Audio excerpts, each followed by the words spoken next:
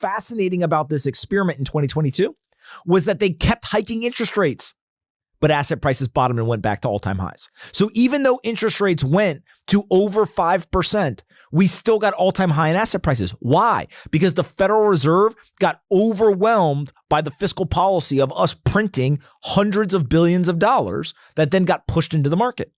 And so when you look at this, you say, wait a second, the Federal Reserve is in a position where they have to cut interest rates, keep them suppressed, and print money through quantitative easing. But also when you add in the fiscal component, there's no way the central bank and the politicians are ever going to be on the same page. No way.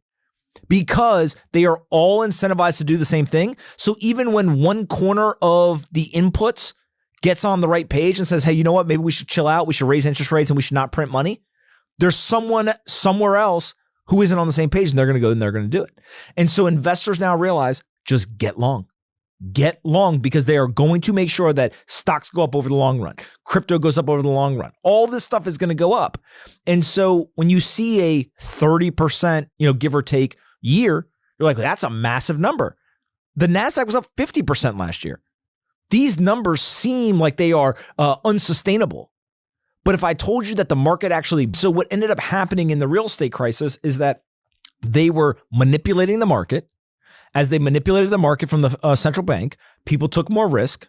If people take more risk, then they start inventing all kinds of new financial instruments. The big one, as that book describes, is the CLOs and CDOs. And so once you start to do stuff like that, where people are issuing risk essentially, and then they're selling it to somebody else, so they are just in the transaction business, not in the risk-taking business, what do you think's going to happen? And so it all feeds on itself, but it comes back to the Federal Reserve. And so they have now proven that there's a safety net. And so if you know that they are going to create quote unquote inflation, well, what do? You want to benefit from it. Where is the inflation going to show up? It's going to show up in asset prices. So what do? You go and you invest rather than hold cash.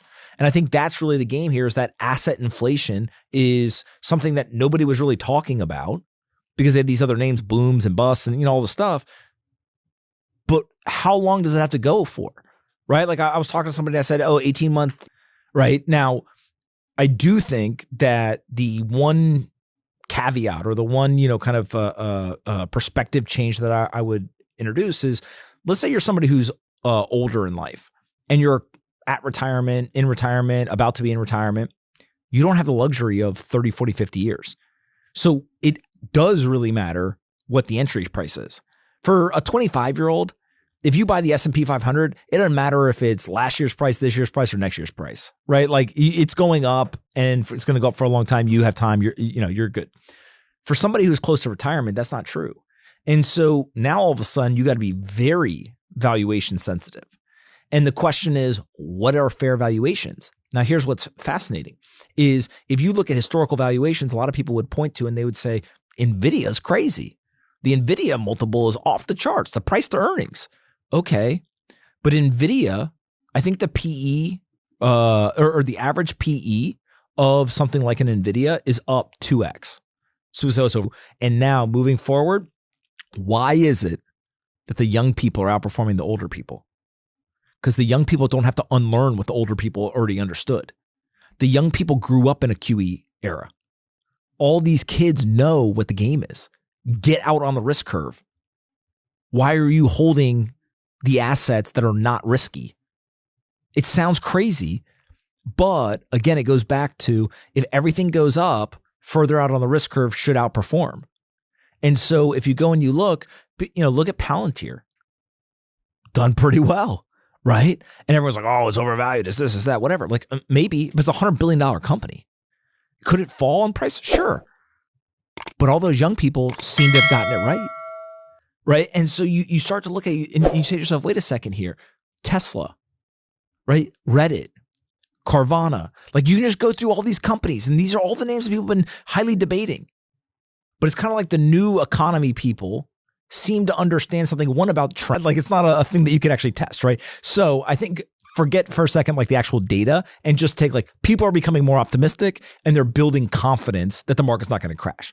The reason why I kind of frame that as the exact data points of the survey don't matter as much as the sentiment is because what I think is happening is more people are becoming optimists.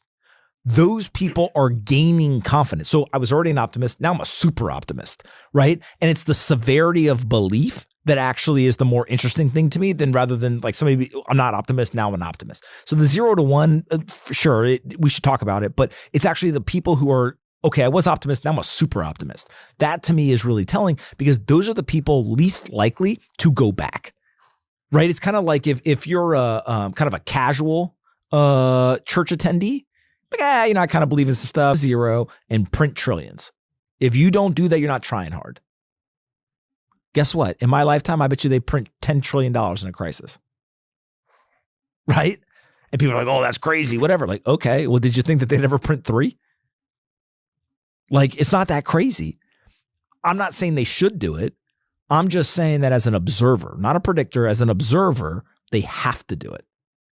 And so once you start to understand that, you say, literally, think of something worse for the economy than we are going to lock everyone in their homes for months. The velocity of money ground to a halt. People were selling asset prices. Bitcoin dropped 50% in a single day. What else could you possibly come? The dinosaurs going to come back? Are aliens going to visit us? Is a comet going to hit Earth? Like, to think of like whatever crazy thing you could think of. It's probably still not years in advance. And then you jack them up at the fastest rate in history to over 5%. You get Silicon Valley Bank going under. You get a bunch of banks holding the bag. And then all of a sudden, bank run, bam, literally 3 of the 5 largest bank collapses in history can be traced back with a dotted line to the Fed giving certain guidance and then not following through.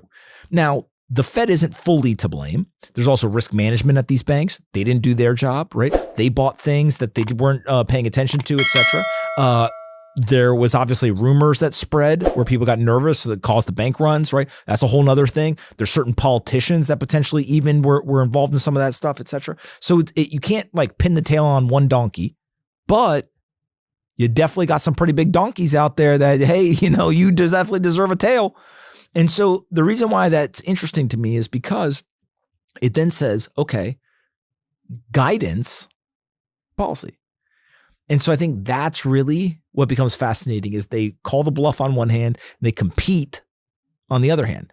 Now, I did think that I have a theory that something has changed in the world and people haven't yet caught on. I think the Federal Reserve had a meeting about Bitcoin. Something changed.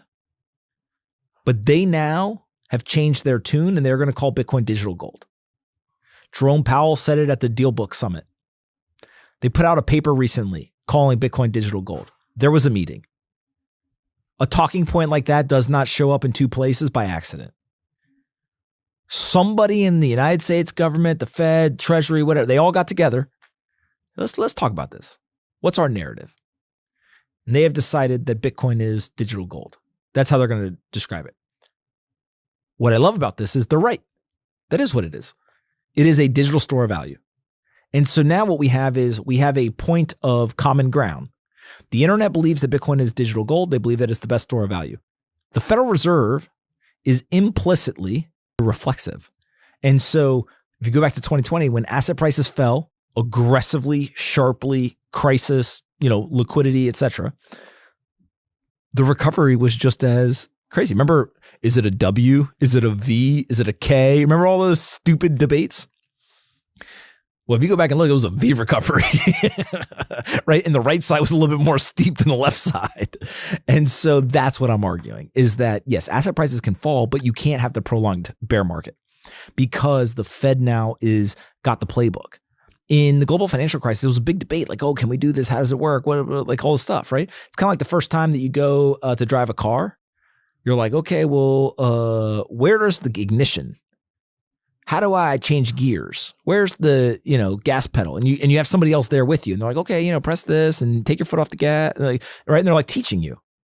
Then the first time you get in the car by yourself, you're like, okay, well, I'm not as slow as I was when I was learning.